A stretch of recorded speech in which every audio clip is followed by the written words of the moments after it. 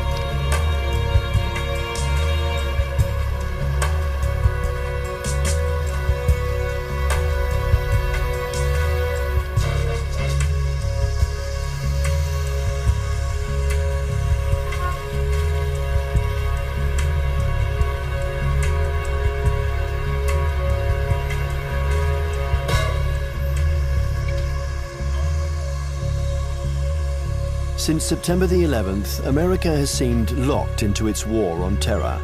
One might believe that American diplomatic horizons stop at the suburbs of Baghdad or Kabul. But while focusing on the vestiges of the World Trade Center, the country is secretly preparing for a new conflict. An undeclared war, but one that is the top priority for the intelligence community and the White House. Ahead of Al-Qaeda, more important than the quagmire in Iraq, the Chinese threat, America's new war.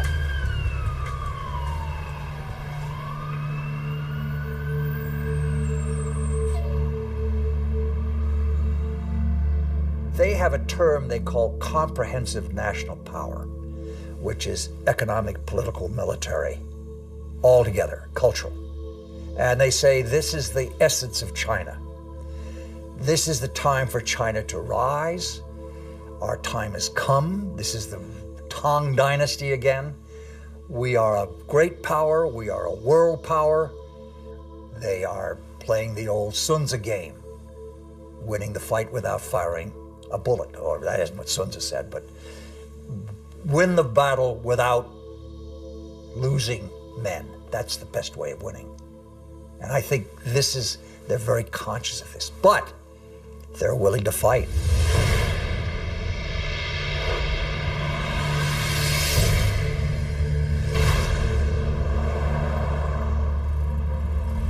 The world will, run by three first-class countries. One is USA, United States of America. Another is USE, United States of Europe. Then the Greater China. At this point, at the current point, I think the possibility to see a USE is very slim. But the USA stay as top one country is something sure, right? And as for the possibility of Greater China, the possibility is something in between. Right? So I tend to think Sino-US relations will be one of the most important bilateral ties in the coming years. And this bilateral tie will decide the nature of international relations in 21st century.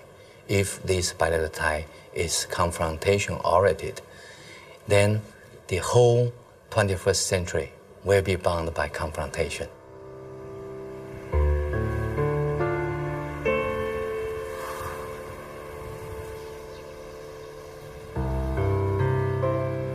Kinmen Island, the actual frontier between the two giants, and where the ultimate confrontation may take place.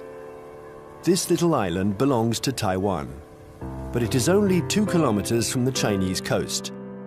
From here, one can see the inaccessible banks of Fujian province, where hundreds of ballistic missiles point at Taipei.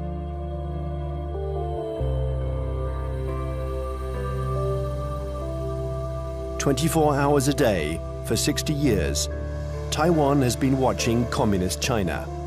This island, regularly threatened by Beijing, has been bombarded thousands of times. It has never surrendered. America has sent a message to Beijing. The fall of Kinmen would lead to a direct confrontation. We're in the Strait of Taiwan. It's here that a military clash might one day break out.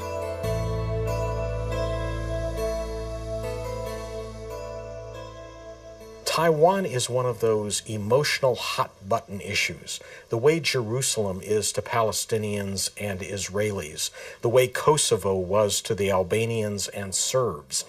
And for most mainland Chinese, Taiwan is rightfully a Chinese province. This was territory that they believe was stolen from China by Japan in the 1895 war, and that the United States prevented reunification during the early stages of the Cold War because of our opposition to communism.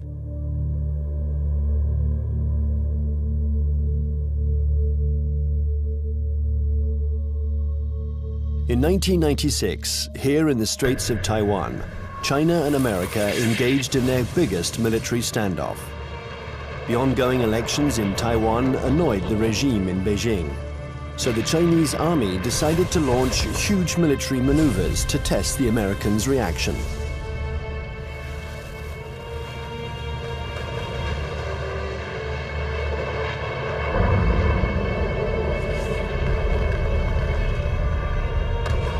After several days of this Chinese show of force, Washington deployed 2 aircraft carriers.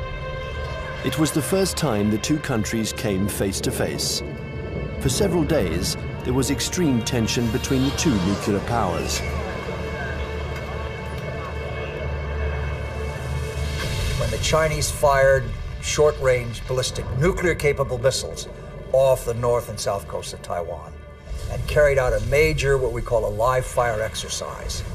And Jiang Zemin was there, the president. They were using some very belligerent language. This is when we dispatched 2 carrier battle groups off the East Coast. And this was a show, this was force. And the matter quickly dissipated. The Chinese thought this was excessive. They thought that they had an understanding with the U.S., that they would have a limited display to show their seriousness on the issue. The U.S. would adopt a very limited response, and then they would both back away.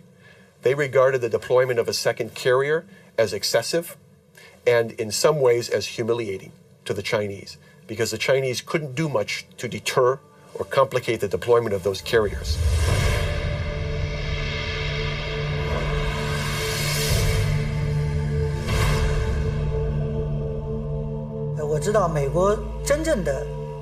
I know this story well, and I can tell you that the truth is very different from the American propaganda. I was there in 1996. The Americans had promised to send an aircraft carrier to Taiwan for Election Day to protect Taiwan. But actually, the only American ship near Taiwan was the electronic spy ship Bunker Hill. And it was more than 200 nautical miles away. And the first American aircraft carrier was 600 nautical miles from Taiwan. So the truth is that the Americans announced that they were coming, but they kept their distance. They wanted at all costs to avoid any incident, and they didn't dare approach our army.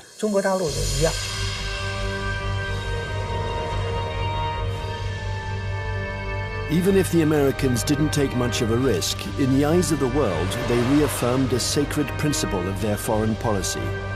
They support Taiwan. And they will continue to do so, regardless of China's growing power.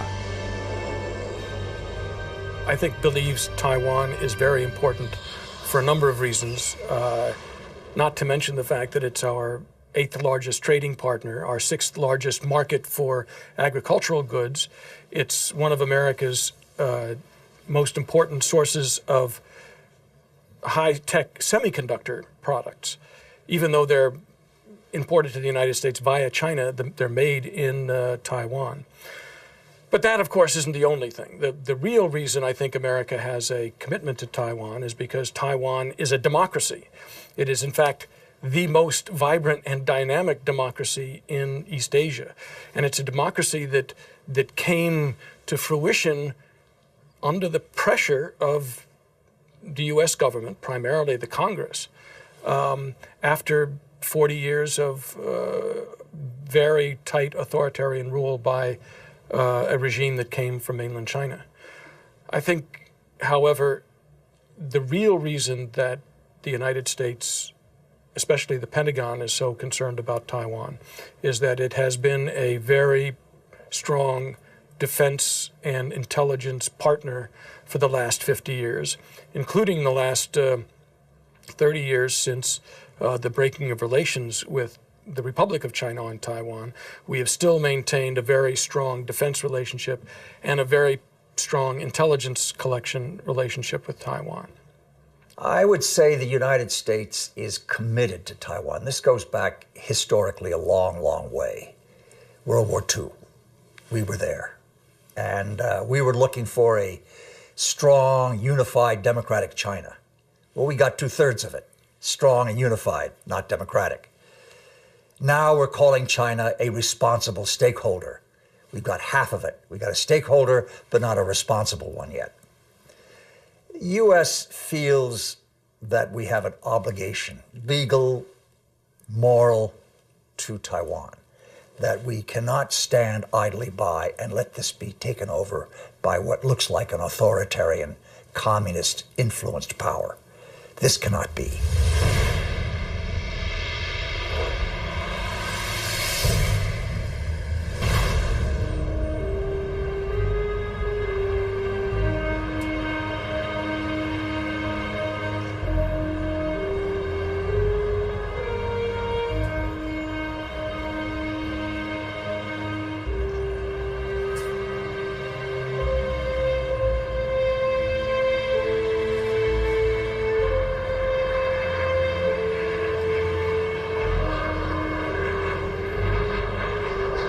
Taiwan, an island of 23 million inhabitants, 250 kilometers from the Chinese coast, is today the most explosive strategic issue between China and the United States. Taipei, the capital, flaunts its economic success. It is one of the biggest centers in the world for the electronics industry. A modern city, free, young, and always noisy. In 1895, Taiwan was invaded by Japan. 50 years later, after the Japanese defeat, peace treaties returned the territory to China, a China which was then in the midst of a civil war between Mao's communists and Chiang Kai-shek's nationalists. When the battle turned in Mao's favor, General Chiang Kai-shek, aided by the Americans, took refuge in Taiwan with his soldiers.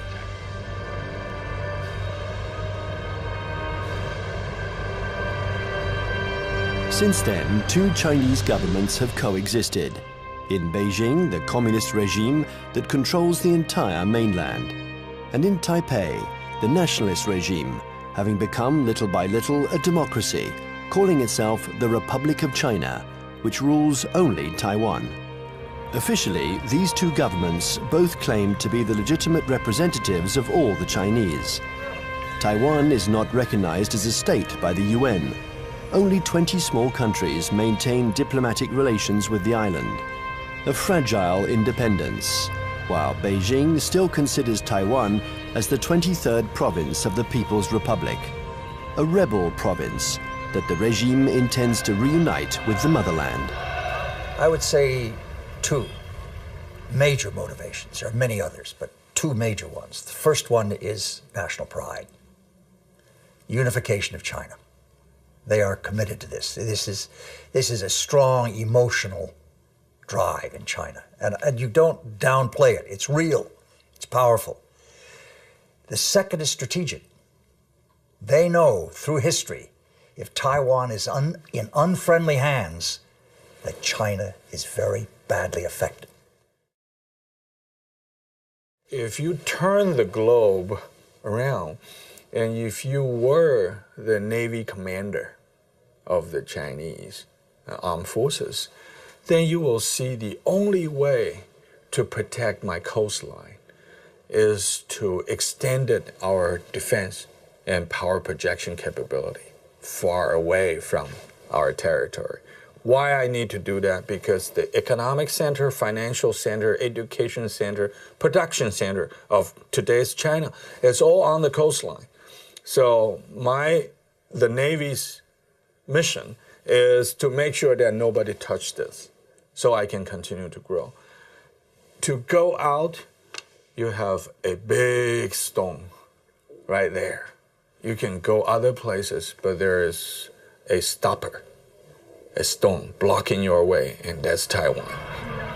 Now, Taiwan depends on the outcome of elections that could change its executive power and stock market risks that can endanger its economy. Beijing, nevertheless, has understood that whatever the mood on the island, especially when it is favorable to political reconciliation, the strategy must never change. Imperturbable, the communist regime continues. On one hand, to offer Taiwan favorable business privileges on the mainland. On the other hand, it regularly reiterates its military threats. If the Taiwanese are too insistent about their desire for independence, they're going to have to fight for it. Whatever Taiwan's political tendencies, Beijing's position doesn't change one iota.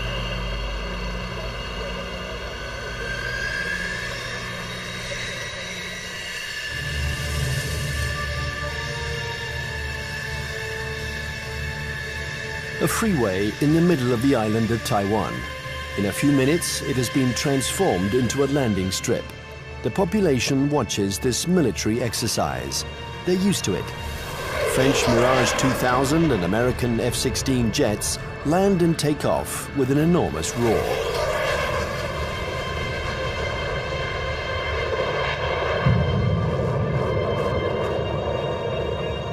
Faced with the uncertainty of American support, Taiwan organizes its own defense. Everyone knows that the airports will be the first target. Strategists on both sides of the strait affirm that the war will first begin with an air battle.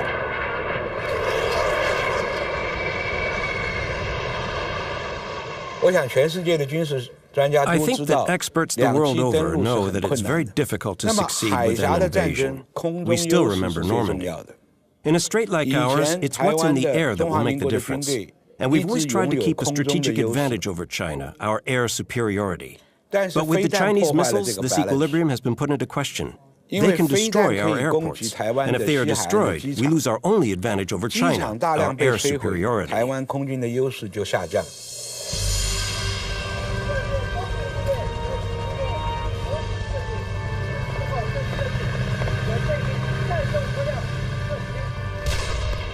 Taiwan's military power is concentrated in its air force, but also in special ground forces. They are training to face the Chinese People's Liberation Army.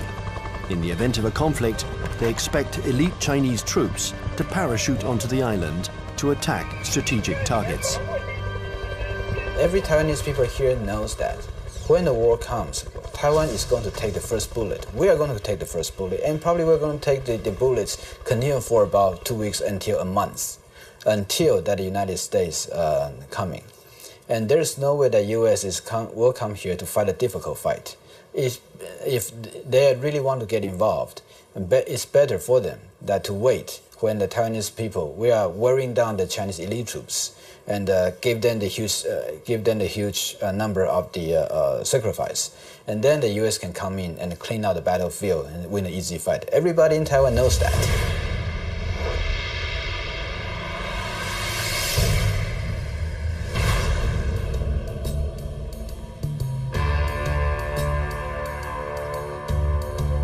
In Washington, the scenario of the next confrontation is a constant preoccupation.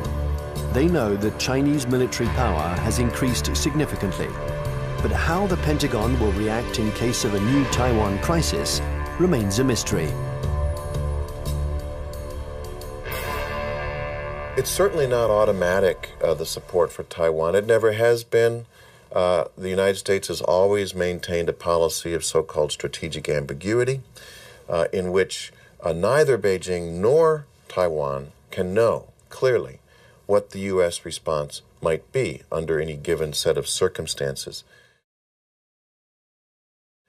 I think that 10 years later, from 1996, the missile crisis in the Taiwan Strait, to 2007, we would approach the Taiwan issue with a little bit more caution. We would approach the Taiwan issue with a lot more caution. What this means, I think, is that we would be probably resupplying Taiwan by air.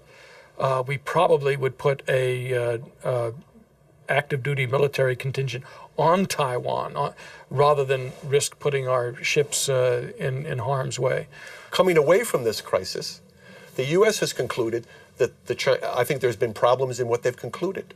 The U.S. has concluded that the Chinese were somewhat intimidated by the U.S. deployments, and that in fact they now know the U.S. is very determined to use force if necessary to ensure peace and stability in the Taiwan Strait.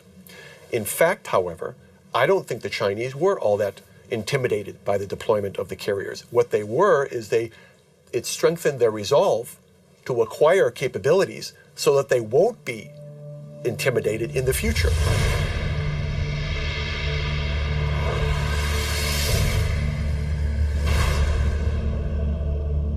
Since the 1996 confrontation between China and the United States around the Taiwan issue, I think China's military modernization speed up. And people saw some achievements, right? Now China owns J-10. That's the typical third generation fighter. And that made China is the third country that can independently produce the third generation firefighter. I think that's a strong signal to the U.S. side, what achievement on military modernization on PLA side. If China's own terminal objective is trying to so-called unify Taiwan by using force to take over, I think their military capability is good enough. But I don't see that, because they are increasing their military budget over the last decade, almost every year, 2 digits.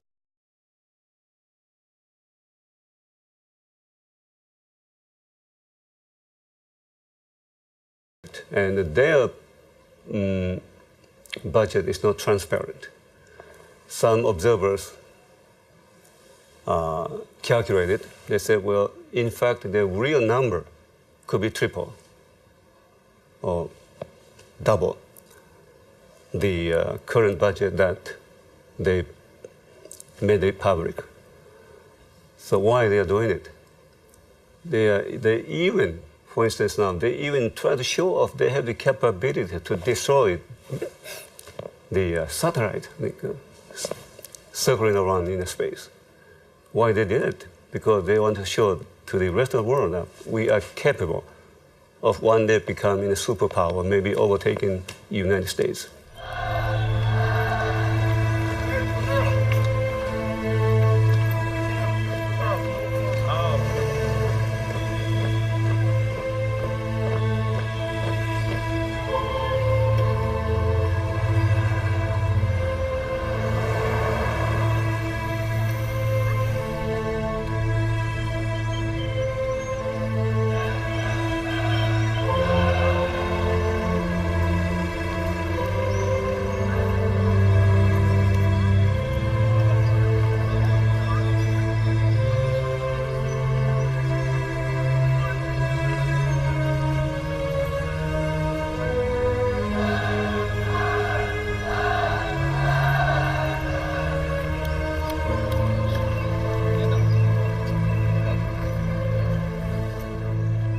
Frankly speaking, the status quo balance of power is still strongly in favor of the United States. But the situation of balance of power is on the change. And I think time is on China's side.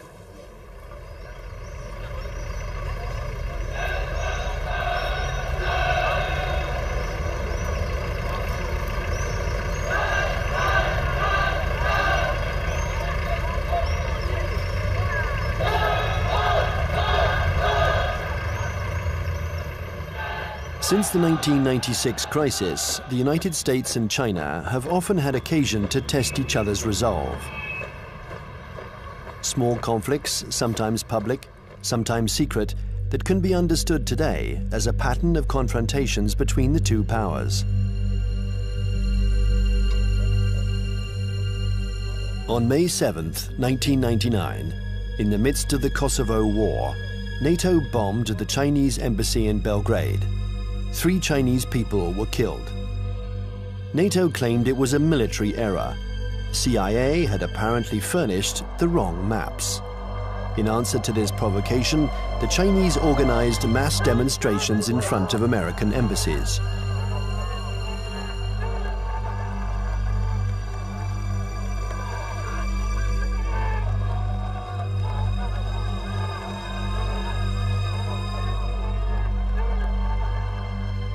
Less than 2 years later, China had its revenge. The 1st of April 2001, an EP-3 took off from its base in Japan. It's a spy plane that flies regular electronic surveillance missions along the Chinese coast.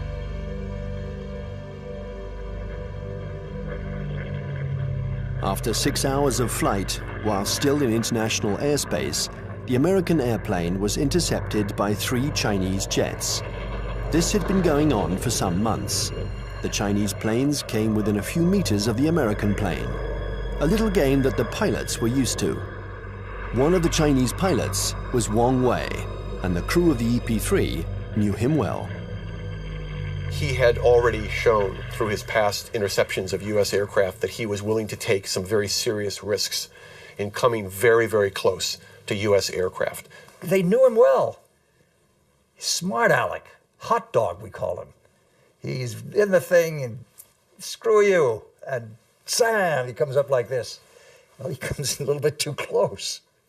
And the Chinese, again, the propaganda apparatus turns on, and they say, our plane deliberately turned, hit his plane, and it crashed. Your fault.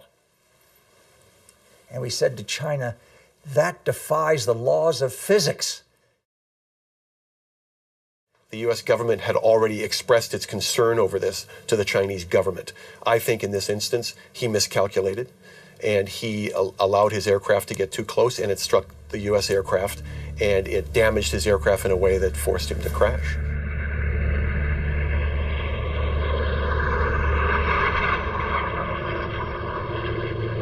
The Chinese jet plunged into the sea. Its pilot was declared missing. The EP-3 was seriously damaged. It was forced to make an emergency landing, but the closest airstrip was a Chinese military airbase. The airplane succeeded in landing there, but it was now in Hainan, and the crew was immediately taken prisoner. Our air crew is immune to PRC jurisdiction. For the next 10 days, China and the US would perform a diplomatic ballet, each accusing the other of responsibility for the accident.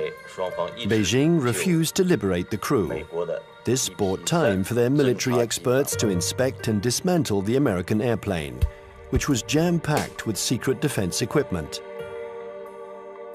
Oh, they got the equipment from the plane and they studied it and took all these things from it. Yeah, they got something. But I mean, it's no big deal. Finally, 10 days later, a letter from the US ambassador apologized for the death of the Chinese pilot, and the crew was freed. What was left of the EP-3 was loaded onto a huge Antonov transport plane. Direction, the United States.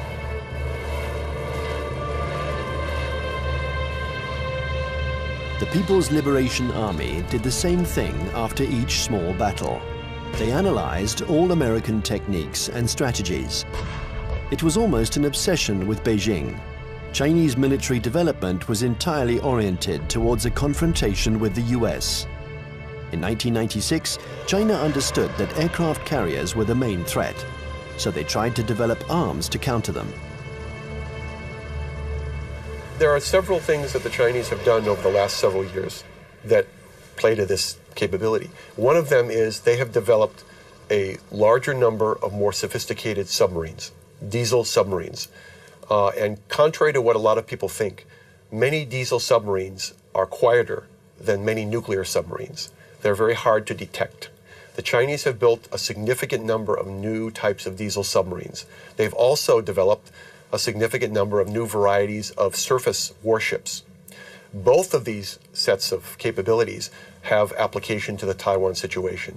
And the Chinese have deployed the submarines in some instances to areas well beyond Taiwan. They've deployed them around Guam, which is now becoming an area of increased U.S. military presence in the Pacific. They've shown by doing this that they have the capability to deploy submarines into far deep water areas. And obviously, this becomes a potential concern to any carrier battle group commander who wants to bring a carrier up close to Taiwan. We saw last October 26th, our carrier battle group, the Kitty Hawk, was in the waters in the vicinity of Okinawa. And all of a sudden, there emerged, right in the middle of the carrier battle group, a very modern Chinese submarine that nobody had seen, nobody had heard. It came up within a few miles of the Kitty Hawk itself. And we know that this submarine is equipped with very advanced torpedoes, and that if it wanted to, it could have sunk our carrier. The Chinese know we are dependent on two things militarily in Asia. Number one, satellites. Number two, aircraft carriers. They have demonstrated to us they can take out each one. Will they ever do that? I doubt it. This is what you might call psychological warfare.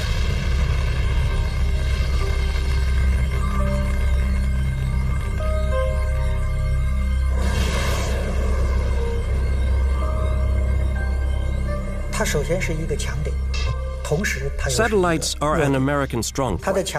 But if you look closely, they can also be a weak point. The U.S. relies on satellites to control their entire communications network, and that's a weakness. Today, and we were able to verify this during the last conflicts, the American military depends too much on its electronics and satellites. This dependence reminds me of the Greek legend. The powerful Achilles, who was invulnerable, except for his heel. And satellites are a little like the American Achilles heel. The 11th of September 2006, the People's Liberation Army launched a missile that destroyed one of its own satellites. The explosion in space was obviously immediately detected by the Pentagon. There was consternation in Washington.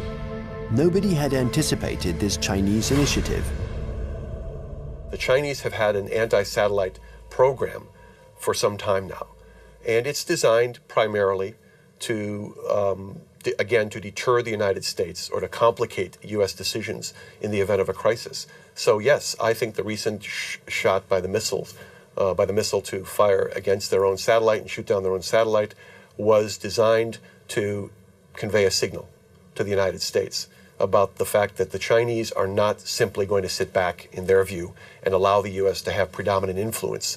They are going to try to influence the situation, in this case, in sort of an asymmetrical way, by threatening what is regarded as one of the critical areas of U.S. surveillance. The Chinese army has also developed another system to blind American satellites. These are giant lasers that don't destroy them, but blind them enough to make them useless. This isn't science fiction, but a technology that is already in use. And then there exists a still more terrible weapon, a weapon that the Americans and the French have already mastered. Its development was a priority for the Chinese army. The Chinese have followed very closely the American dependence on the electromagnetic spectrum, the use of communications and networking among satellites and ships and command systems to fight a war. They saw what happened in the first Gulf War, they saw what happened in Kosovo, they watched Afghanistan, they watched the second Gulf War, and they realized that we are more and more dependent on the electromagnetic spectrum and moving communications back and forth. And an electromagnetic pulse, which is produced by detonating a nuclear weapon usually fries transistors and stops that kind of communication. An electromagnetic impulse weapon uses a nuclear explosion to generate an electromagnetic wave. When this wave hits boats or planes, it instantaneously destroys all electronic equipment. No one dies, provided they are far enough away from the nuclear explosion. But the American battleships, totally dependent on electronics, would immediately be disabled. The Pentagon report described a nuclear detonated or nuclear generate EMP. I asked people in Pentagon, why don't you say they have conventionally generated EMP? They say, we don't want them to know whether we know them. The conventionally generated EMP is less problematic and it is more useful or more usable, because when you have this EMP, there will be no nuclear fallouts. There will be less international protests. They already have it.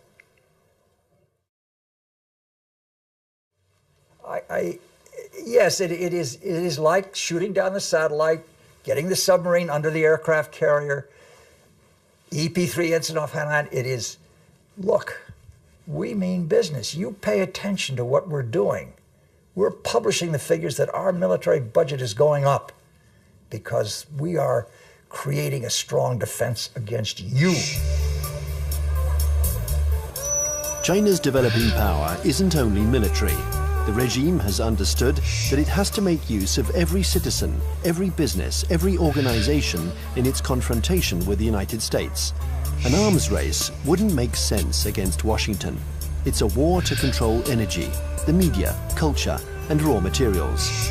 And facing an America that overconsumes, that is deeply in debt, an America weakened by its own excesses, China counters with its best weapon, its breathtaking economic growth. The new threat isn't the classic military threat, direct confrontation between one country and another. Today it's no longer guns against guns, airplane against airplane, or tank against tank. Confrontation takes many forms, in many different areas. For example, in finance or the media, there can be attacks in all these areas. The object of these new kinds of conflicts is the same as in a conventional military confrontation, forcing the enemy to accept certain conditions. It's still war, but war today goes beyond this military domain. It's what we call an unrestricted war. One has to learn to decode the battles in this new war. Sometimes they are small events that seem harmless at first. Thus, on February 27, 2007, the main American stock indexes plunged. Paris had just lost 3%. New York is in an uproar. The cause of this mini crash began with a tornado that originated on the other side of the world, in Shanghai.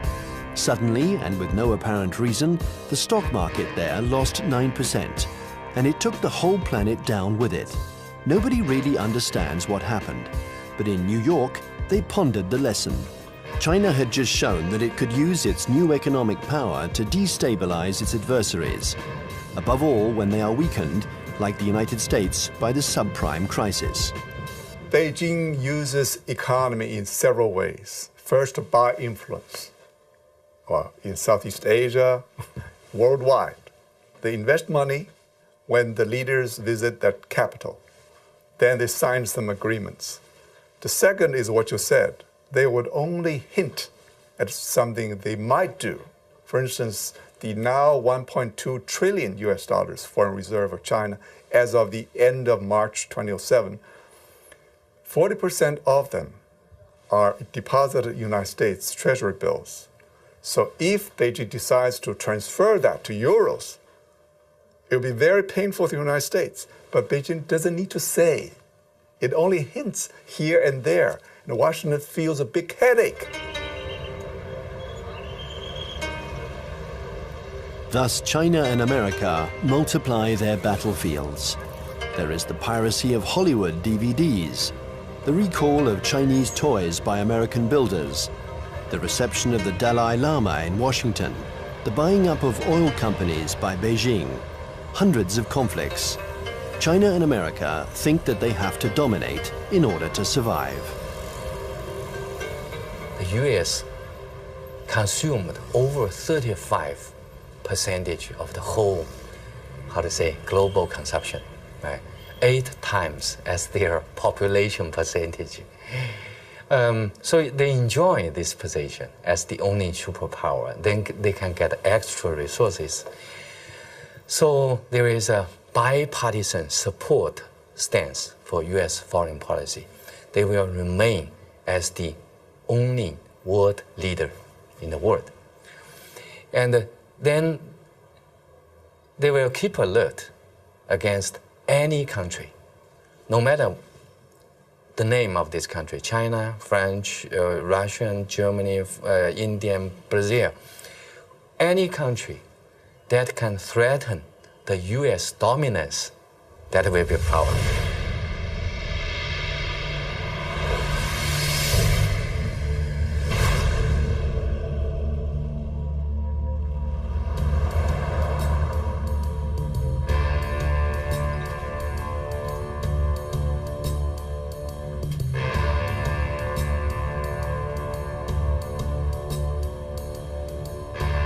In Washington, China has become the major preoccupation of every administration. China is a competitor in the realms of economics, media, and technology. World hegemony is no longer measured by the number of nuclear warheads.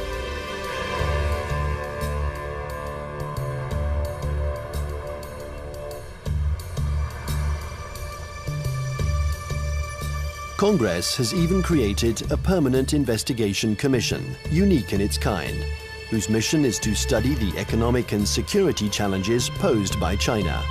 Russia never got that kind of attention during the times of the Cold War.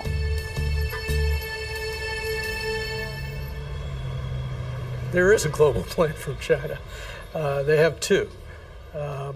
One was started in March 1986, called the 863 program, and one in March 1997 called the 973 program.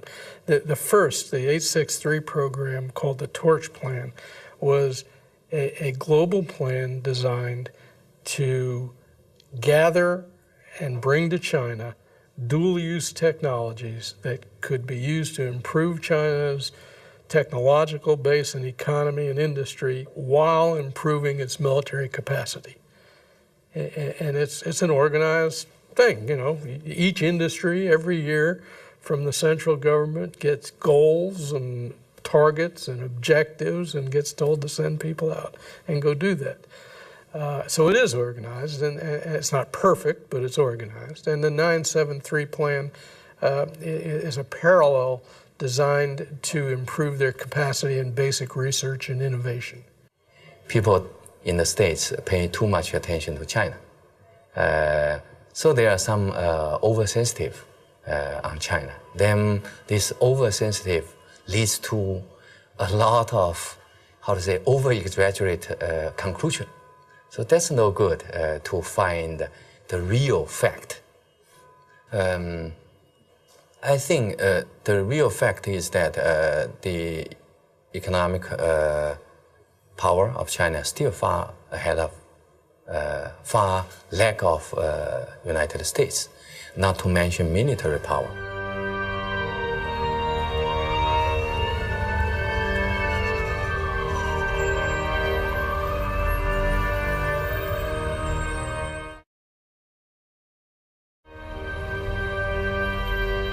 If the French Foreign Intelligence Collection Service goes to a student and says, while you're at Tufts University, we want you to go over to some laboratory and gather this, the student can say, I'm busy.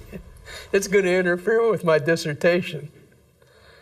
If the Chinese intelligence service goes to a student and says, we want you to, you want a visa? You want a passport? When you go to the United States or to France, you will write a dissertation on this, you will work on this project, and you will report back to us, or you'll never get a job in China, or your family will lose its house. Now, they have the capacity to do that. The United States cannot maintain itself as a superpower if we allow our industrial production to be offshored, to be outsourced. And that's what's happening now. We're finding very large amounts of our basic core industries. And I don't mean just like steel. Steel is one of them, copper, basic, resources. But things like semiconductors. And when we find that our semiconductor industry has gone from 12, state-of-the-art wafer fabs to 3, because more and more are being built in Taiwan and Japan and, well, not in Japan, in South Korea. And in China, if we're allowing our, state-of-the-art, cutting-edge electronic science and technology research and development move to China, we can't survive as a superpower.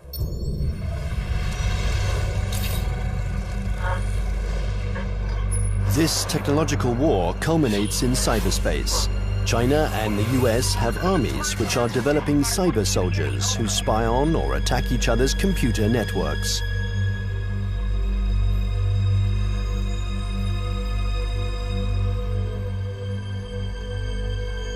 In March 2006, the US State Department decided to buy 16,000 computers from Lenovo, the Chinese company that had just bought out IBM. Some of these computers were meant for networks that circulate secret defense data. Larry Wurtzel and his commission intervened to stop the delivery.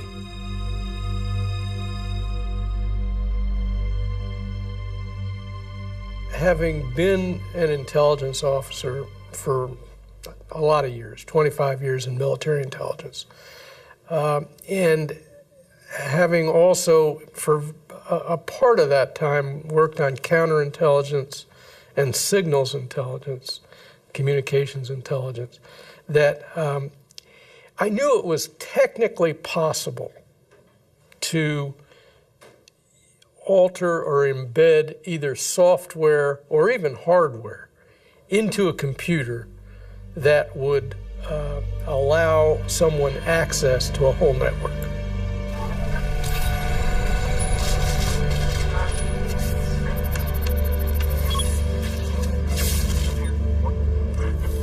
The entire Bureau of Export Controls of the Department of Commerce was attacked and shut down by, turns out, hackers from China.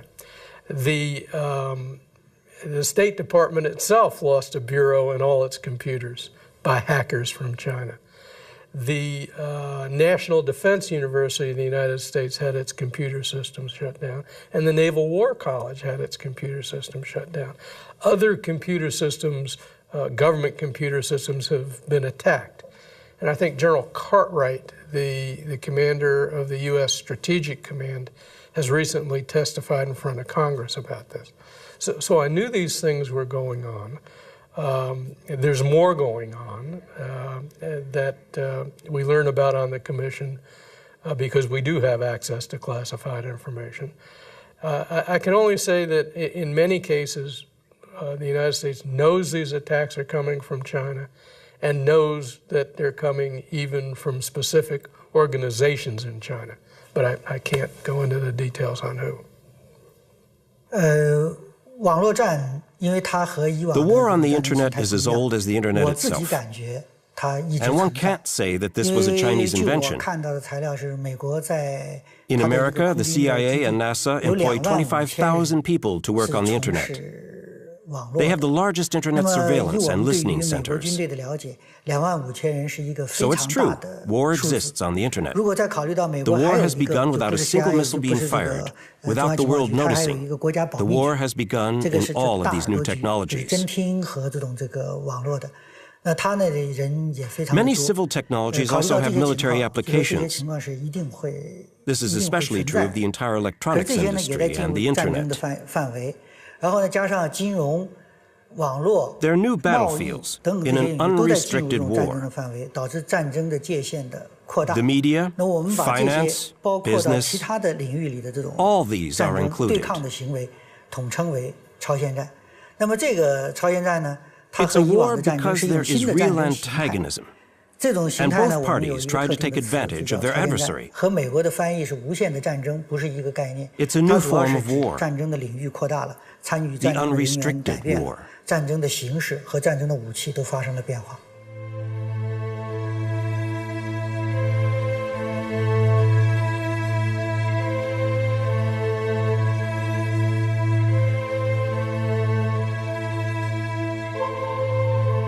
This unrestricted war has already begun. Almost everywhere in the world, there is a fight for oil, for water, for resources that are dwindling in the eyes of the West because of China's development. America uses its military might to assure its power and guarantee its vital supplies. China employs an asymmetrical strategy. It looks for its adversaries' weak points. Nevertheless, this war is apparent everywhere in the world. In North Korea, Myanmar, Iran, or Darfur, in all the hotspots, China and America are opposing each other in the wings.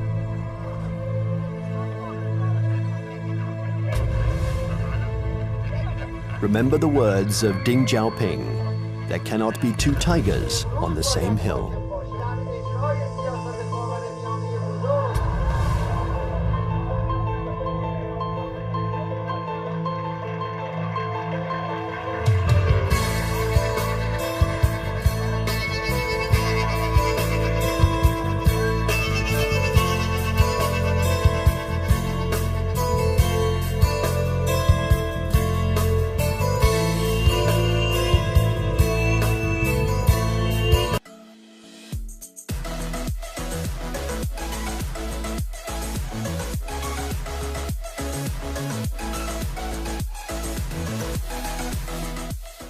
Has sent a message to Beijing. The fall of Kinmen would lead to a direct confrontation. We're in the Strait of Taiwan. It's here that a military clash might one day break out.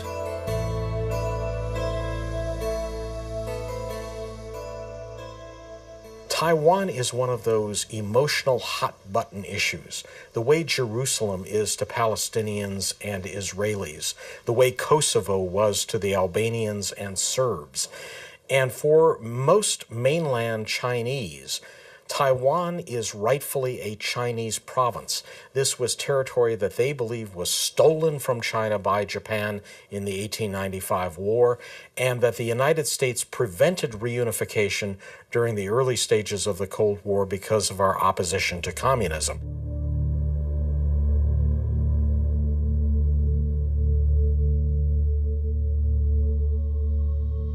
In 1996, here in the Straits of Taiwan, China and America engaged in their biggest military standoff.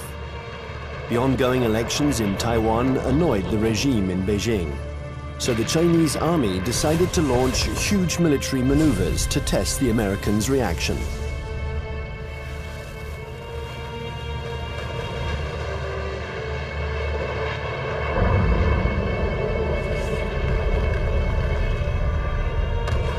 After several days of this Chinese show of force, Washington deployed 2 aircraft carriers. It was the first time the two countries came face to face. For several days, there was extreme tension between on the vestiges of the World Trade Center. The country is secretly preparing for a new conflict, an undeclared war, but one that is the top priority for the intelligence community and the White House.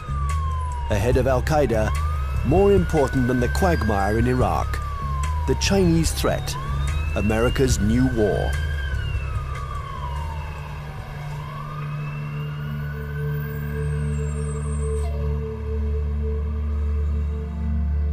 They have a term they call comprehensive national power, which is economic, political, military, all together, cultural. And they say this is the essence of China. This is the time for China to rise. Our time has come. This is the Tang Dynasty again. We are a great power. We are a world power. They are playing the old Sun Tzu game, winning the fight without firing a bullet, or that isn't what Sun Tzu said, but win the battle without losing men. That's the best way of winning. And I think they're very conscious of this, but they're willing to fight.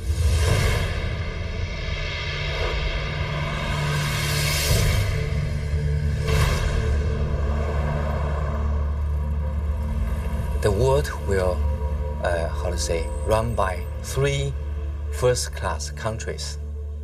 One is USA, United States of America. Another is USE, United States of Europe. Then the Greater China.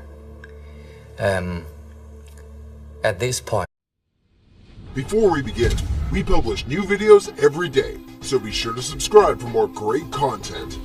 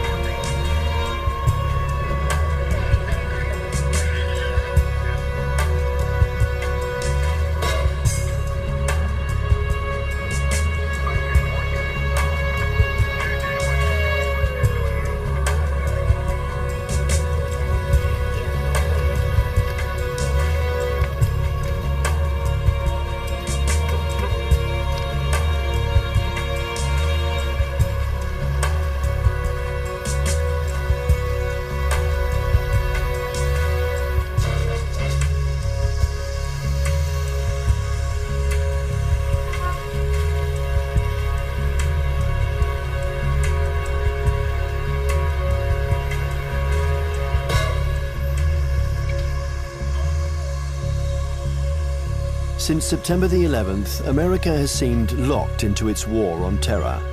One might believe that American diplomatic horizons stop at the suburbs of Baghdad or Kabul. But while focusing at the current point, I think the possibility to see a USE is very slim. But the USA stay as top one country is something sure, right? And as for the possibility of Greater China, the possibility is something in between. Right? So I tend to think Sino-US relations will be one of the most important bilateral ties in the coming years. And this bilateral tie will decide the nature of international relations in 21st century. If this bilateral tie is confrontation-oriented, then the whole 21st century will be bound by confrontation.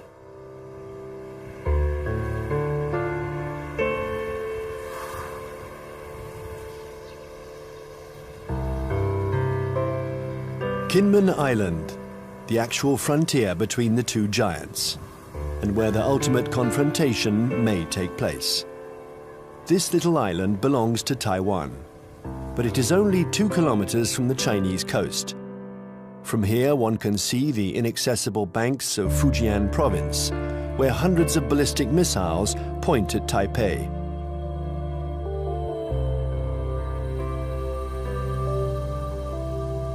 "24 hours a day, for 60 years, Taiwan has been watching Communist China. This island, regularly threatened by Beijing, has been bombarded thousands of times. It has never surrendered. America, 2 nuclear powers. When the Chinese fired short-range ballistic nuclear-capable missiles off the north and south coast of Taiwan and carried out a major, what we call a live-fire exercise, and Jiang Zemin was there, the president. They were using some very belligerent language. This is when we dispatched 2 carrier battle groups off the East Coast.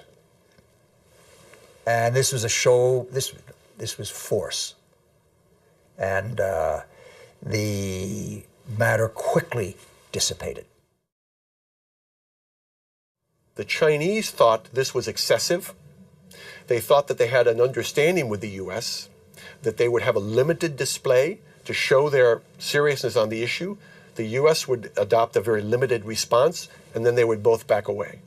They regarded the deployment of a second carrier as excessive and in some ways as humiliating to the Chinese, because the Chinese couldn't do much to deter or complicate the deployment of those carriers.